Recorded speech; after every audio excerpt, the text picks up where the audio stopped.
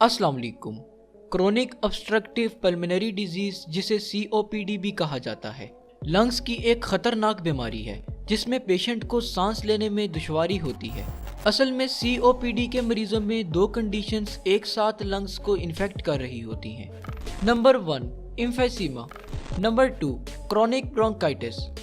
तो आइए देखते हैं कि इन दोनों कंडीशंस में हमारे लंग्स के साथ क्या होता है।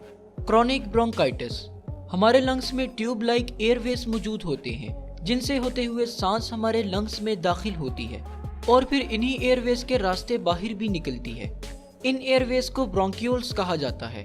क्रोनिक ब्रोंकाइटिस में हमारे ब्रोंक्यूल्स में इन्फ्लेमेशन होने लगती है जिसकी वजह से म्यूकस ज़्यादा सिक्रीट होने लगता है और साथ ही साथ हमारे ब्रोंक्यूल्स की लाइनिंग के सेल्स के ऊपर मौजूद हेयर लाइक स्ट्रक्चर सीलिया भी डैमेज हो जाते हैं।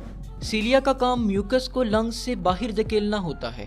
सीलिया के खराब होने की वजह से म्यूकस ब्रोंक्यूल्स में पड़ा रह जाता है जिससे सांस को अंदर और बाहर जाने के लिए प्रॉपर स्पेस नहीं मिलती और सांस में दुश्वारी होने लगती है।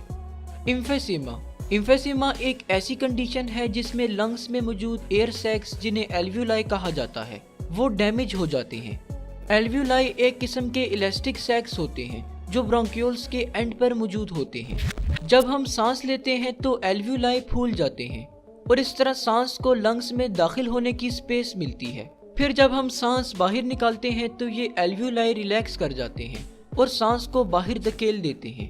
ये बिल्कुल इसी तरह होता है जैसे हम बैलून में हवा भरते हैं तो वो फूल जाता है और जब होल से हाथ हटाते हैं तो इलास्टिक होने की वजह से बैलून अपनी असल हालत में आ जाता है और हवा बाहर निकल जाती है।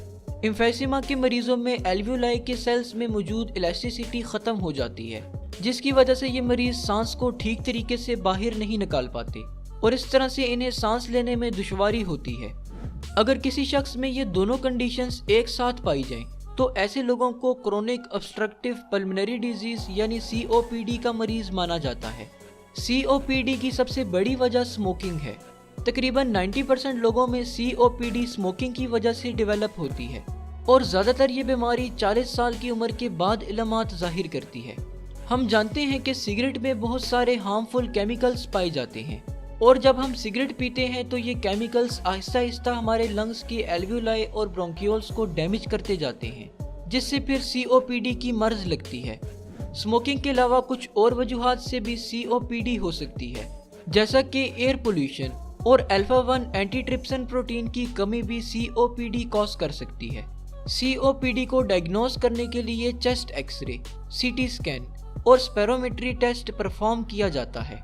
स्पेरोमेट्री टेस्ट में मरीज एक डिवाइस की ट्यूब में जोर जोर से सांस लेता है जिसको देखकर डॉक्टर ये तयन करता है कि इस शख्स के लंग्स किस हद तक डैमेज हो चुके हैं।